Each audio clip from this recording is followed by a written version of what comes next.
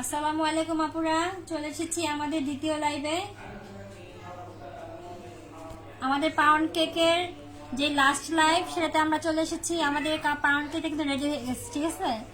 তো আমি কিছুক্ষণ আগে বের করেছি, তো তাই র্যাপ করে রেখেছি। অবশ্যই আপনারা যে কোনো কেক বের করার পরপরই সাথে সাথে র্যাপ করবেন, ঠিক আছে? সাথে সাথে র্যাপ করতে হবে। আমার কেকটা যেহেতু হয়ে গিয়েছিল তাই আমি বের করে সাথে সাথে র্যাপ করে এখানে রেখে দিছি। তো যারা লাইভে আছেন একটু কমেন্ট করে জানান। আমাদের পাউন্ড কেকটা কিন্তু রেডি হয়ে গেছে। আমি একটুখানি আপনাদেরকে খুলে দেখাচ্ছি, ঠিক আছে? বলো। আর আরেকটা কথা বলি, আমাদের কেক যখন রেডি হয়ে যাবে তখন আমরা অবশ্যই যে কোনো র্যাপিং পেপার দিয়ে র্যাপ করে নিব, বা হচ্ছে র্যাপিং পেপার না থাকলে আপনারা পলি দিয়ে রাখবেন, বা হচ্ছে কোনো প্লেট বা কোনো কিছু দিয়ে মশলা ঢেকে রাখবেন সাথে সাথে।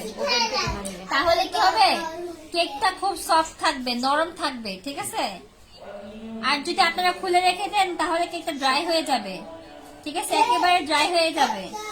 আমি একটু খুলে দেখাই আমার কেকটা এখন কেমন আছে, ঠিক আছে?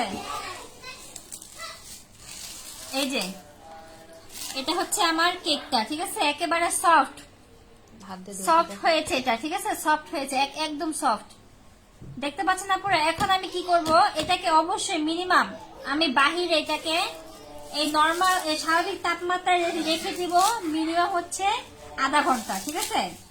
আধা ঘন্টা রাখার পরে এটাকে আমি অবশ্যই মিনিমাম ফ্রিজে 2 থেকে 3 ঘন্টা রেখে তারপরে আমাদেরকে খেতে হবে। এটার আসল টেস্ট বোঝার জন্য অবশ্যই আমাদেরকে ঠান্ডা করে খেতে হবে, ঠিক আছে? আপনারা এই সাথে সাথে খাবেন, ওটা থেকে বেশি টেস্ট পাবেন যখন আপনারা এটাকে ঠান্ডা করে খাবেন। মিনিমাম 3 থেকে 4 ঘন্টা ফ্রিজে রেখে দিবেন, তারপর সার্ভ করে খাবেন, ঠিক আছে?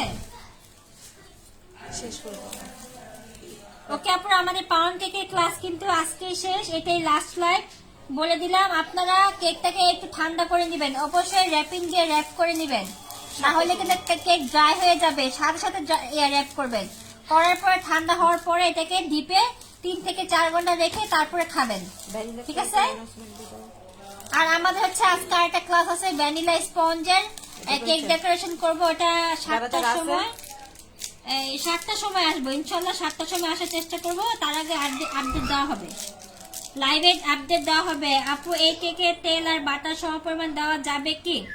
আপু যাবে, ঠিক আছে? যাবে। আপনি যদি 50 গ্রাম তেল দেন আর 50 গ্রাম বাটার দেন তাও হবে, ঠিক আছে?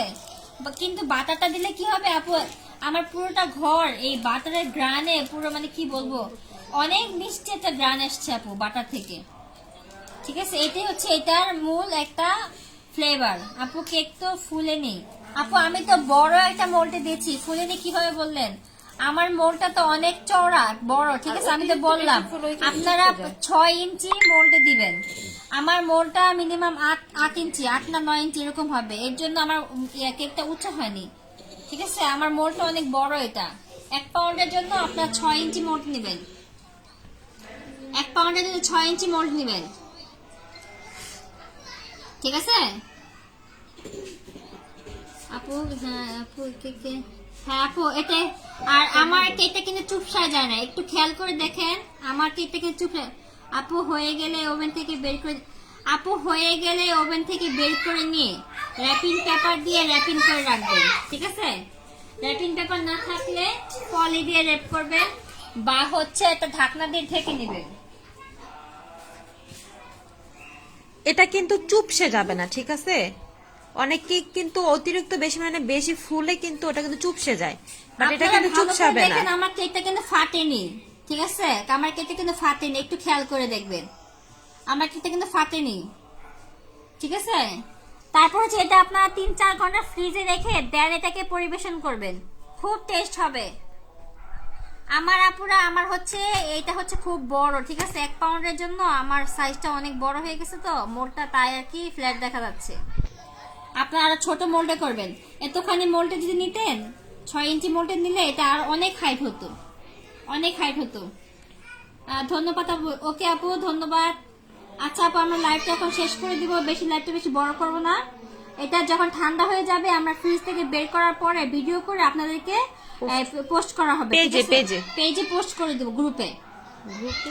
গ্রুপে পোস্ট করে দিব, কেটে পোস্ট করে দিব, ঠিক আছে? ধন্যবাদ আপু। আচ্ছা ঠিক আছে, ওকে আপু, আজকে আমরা লাইভটা এখানেই শেষ।